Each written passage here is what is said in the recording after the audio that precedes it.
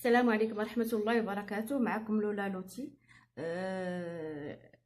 اليوم إن شاء الله غنتكلم لكم واحد الموضوع اللي هو با مال دونفون اللي كيكون فيهم سي با اون مالادي، مي هو يعني خلقة من عند الله، اللي هي لا ديسلكسي. دونك أول حاجة أنني غنعرفكم سيغ لا ديسلكسي. La dyslexie, c'est une difficulté qui est durable et sévère de l'apprentissage, de la lecture et de l'acquisition de son automatisme chez les enfants. Sur leur intelligence, sont normalement scolarisés, ils ont des troubles sensoriels ou neurologiques, vivant dans un milieu socio-culturel normalement stimulant. Donc la dyslexie, c'est un handicap et non une maladie. Et on peut en guérir. La dyslexie a pour origine un dysfonctionnement cérébral. Elle a des factures héréditaires. Dans 50% des cas, il existe dans la famille proche des dyslexies ou plusieurs parents eux-mêmes dyslexiques. Donc, il y a des enfants qui ont une lenteur d'apprentissage dans les premiers mois, n'est normalement pas suffisamment pour évoquer sérieusement le diagnostic qui peut en faire. On peut faire aussi une diagnostic de dyslexie avant la fin du CE1. Les tests effectués en orthophonie doivent mettre une évidence, un décalage de 18 mois entre l'âge de la lecture de l'enfant et son âge réel.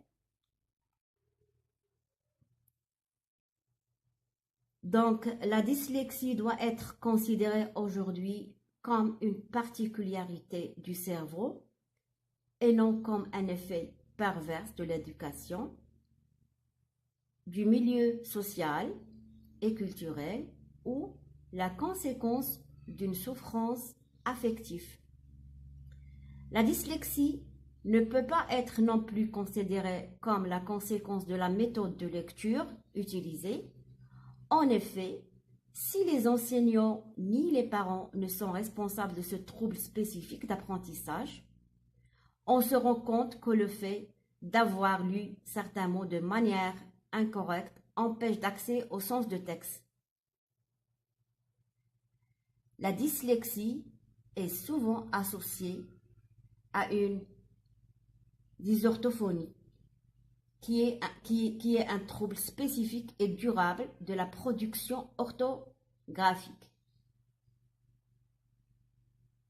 Il y a des signes pour reconnaître un enfant dyslexique. Premièrement, langage oral. Il y a des troubles de la parole. Il y a des mots encore déformés, des difficultés à segmenter la phrase en mots, des difficultés de discrimination auditive, comme par exemple poule, boule. Au lieu d'écrire un P, le premier mot de poule, il écrit boule avec un B. Difficulté à manipuler les syllabes,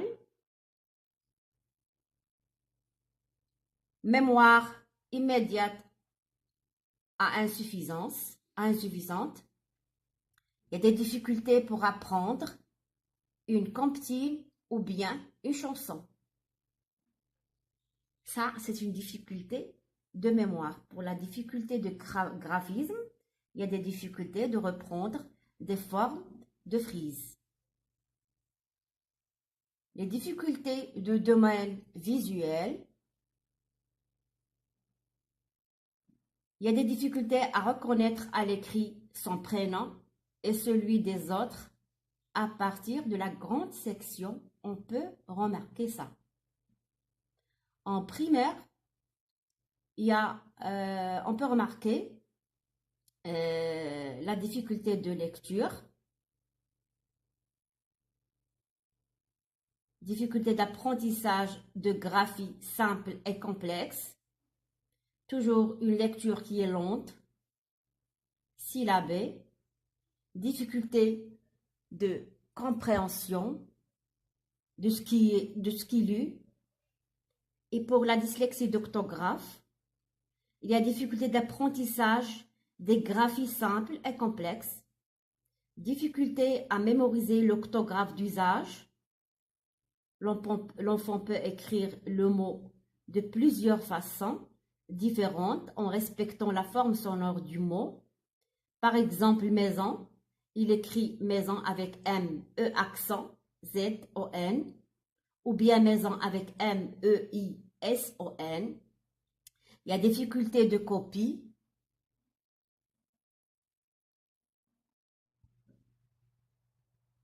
Difficulté dans l'acquisition des homophones lexicaux. Par exemple, vers, il peut l'écrire avec un V, E, R, ou bien avec un V, E, R, S, ou bien vers avec un V, E, 2 R, E, ou bien vers avec V, E, R, T.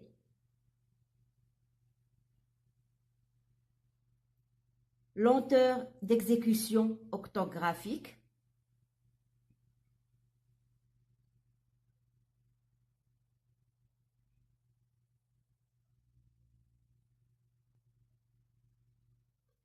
Le trouble d'apprentissage de la lecture est rarement isolé.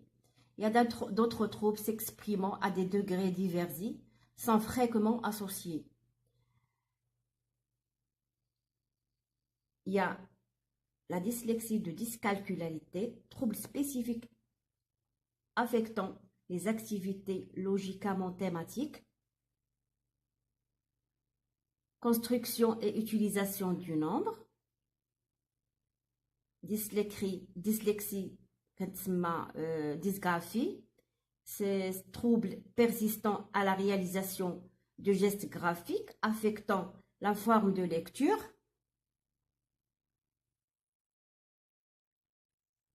Dysphasie, c'est un trouble grave qui est spécifique et durable du langage oral.